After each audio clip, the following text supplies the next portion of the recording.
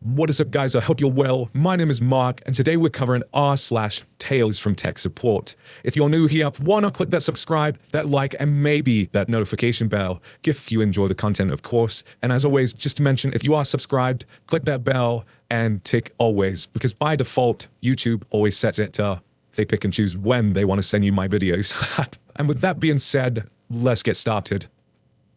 Our first story is from Guru Dad. Printer exorcism. Meant as a joke, but holy hand grenades, it worked. I am a freelance consultant and occasionally am on site for break-fix stuff. This occurred many years ago, so apologies if some of it is a little vague. I was working on a client site, and one of the employees there came to me about a printer issue. It seems the HP printer, sorry, I don't remember the model, but it was a color inkjet, low usage, had developed an issue where she could print a single sheet. The second sheet would be garbage, and then the printer would lock up, and she couldn't print unless she powered it down and back up again. Annoying. I did the usual. Firmware update, no update available. Driver update, driver's up to date. Reset printer folder, no change. Uninstall/reinstall, no change. Roll back to older drivers, no change. Out of frustration, and just an attempt to put a funny end on the "we need to replace your printer," I put my hands on the printer like an old-school Southern preacher and in a very fake Southern evangelist voice. This was Florida, so no one was offended. I said, "By the power of IT and with the blessings of HP, in the name of Bill Gates and all things Microsoft, demons be gone." I printed a test sheet. It worked. I printed a 2-page report. It worked. I printed a few other multi-page reports, including the one she just tried to print, and could get past page 2. It worked. The printer worked flawlessly for another 4 years before it was finally replaced. The guy is a wizard. I love that story. This next story is from Crazy Lady 2. I'm not restarting my modem. I'd sooner drive the full 175 miles to your HQ to punch you.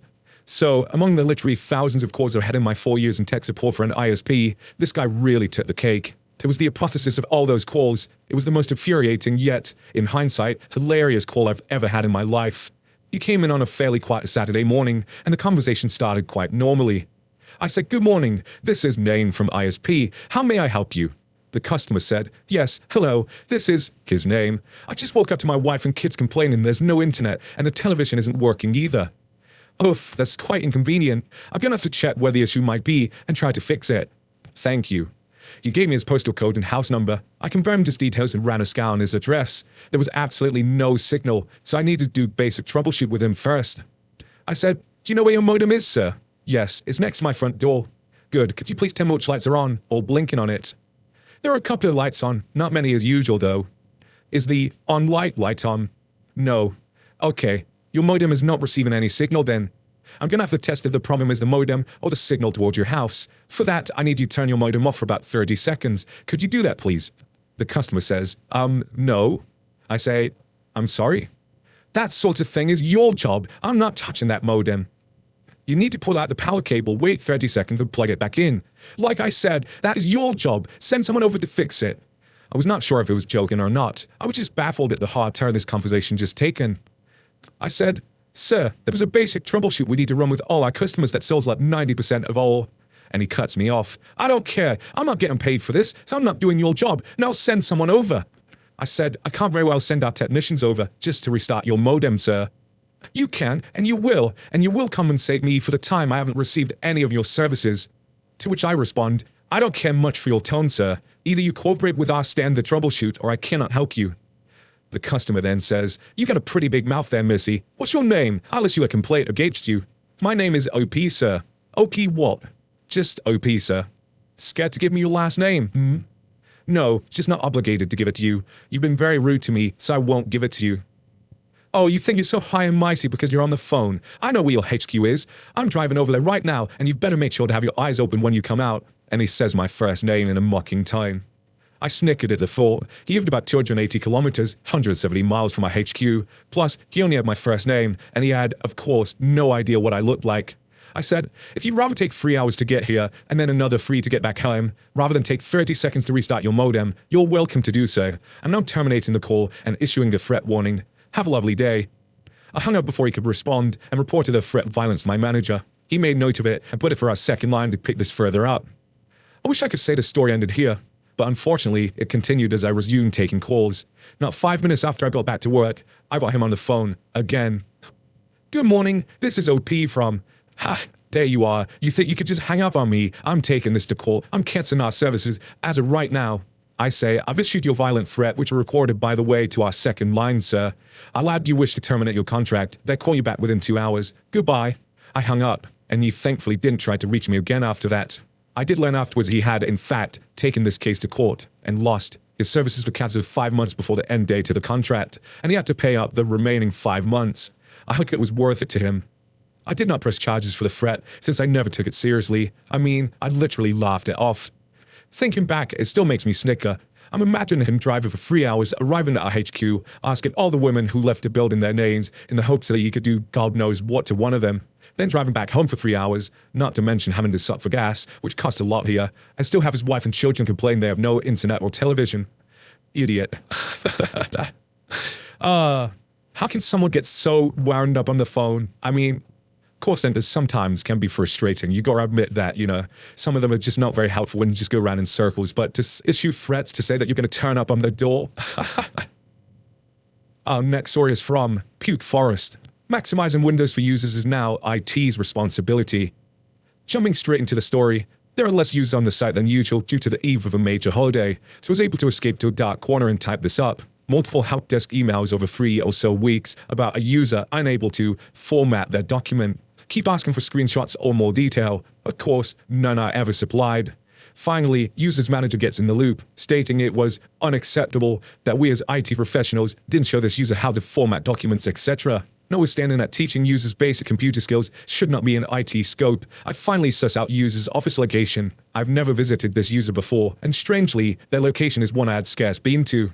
I walk in, introduce myself, and the conversation goes. I say, "Hi, can you show me the issue so we can work on a solution?" The user says, "Sure," and double-clicks the icon for word processor. Something strikes me as off with the clicking. Sure enough, user is clicking with the bottom of their pinky. At this point, I notice the user is using the mouse upside down. I stare in disbelief for a few moments, then snap out of it. Amazingly, user is as fast as this method as anyone doing it normally. The fix was literally, click the square in the middle of the minus and X. Careful about the next utterances leaving my mouth, I asked, "Is this how you use your computer at home?" User laughs, "Oh no, I don't have a computer at home. I've never really touched one until I was hired here." I didn't dare ask the question of whether the user had heard of things like appliances or furniture. I figure I had 50% chance of being right. See earlier comments regarding users living like cavemen. User thanks me for my assistance, and I walk away, backwards, and slowly close the door, trying to process what I've just witnessed. I then open the door again, ever so slightly, making sure I didn't leave behind some doorway to another dimension. I gotta try using the mouse upside down right now in my pinky. That is a weird situation. Imagine becoming proficient at doing that. Our next story is from GFT RGC. Just achieved a major IT management career milestone. I didn't know where else to put this. I feel like I reached a major milestone in my career as an IT manager, and I just wanted to share it because it might be the thing I'm most proud of. I've been a cert manager for about 3 to 4 years.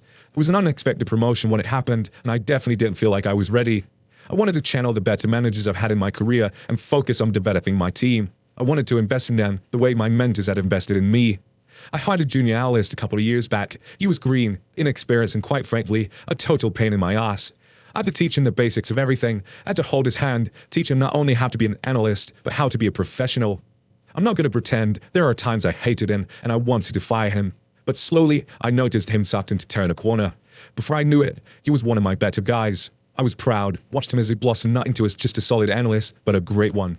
You start to training your peers and building them up. It was so cool to watch. I left that company last May. It was a hard decision to make, but it was the right one for me. He ended up following me to take a position I had open in my new team. I was flattered that he'd be willing to follow me. We took on some major projects with the new company, and honestly, without him, I may have failed. He was invaluable to me, put in a work and grinded with me until we were both past our breaking points. I realized he wasn't just one of my better guys, he was my best guy I've ever had. We had a lead spot come open on another team within a company for a different project. I told him to apply, and I thought he would do well. He was timid about it and didn't think he was ready, but applied anyway. He told me that his interview went okay, but not great, and that he didn't think they liked him. I just got a call from my boss saying that they absolutely loved him and are formally offering him their lead position this afternoon. I'm so fucking proud of him. Losing him is going to suck, but I know he's ready, and I've never been so excited. It's taken everything in me to keep it in today and not ruin the surprise and excitement of him finding that this afternoon. I'm so proud of him. I'm so happy for him. He's grown so much the past several years, and he so deserves this. So, if you're reading this, man, congrats. I'm proud of you. Drinks on me tonight. And what a way to end on a nice, wholesome story like that. Imagine having a boss like that. How different would your jobs be with a boss like that, who pushes you forward? Although you said about sacked him a bit earlier. But the guy loves him. That's amazing. I love that. Congrats on you. I'd love to know that day on this. I'd love an update on this, sorry, to see how he reacted when he got told. Bentley's mind blown. Anyway, guys, if you did enjoy these stories, please consider hitting that like, that subscribe, maybe that notification bell, as it really helps this channel out. I know I say it all the time, but it truly, truly does. Just clicking that like, the interaction on this channel is what pushes us up the ranks and helps us push forward. Thank you, guys. Much love, and I'll see you in the next one. Goodbye.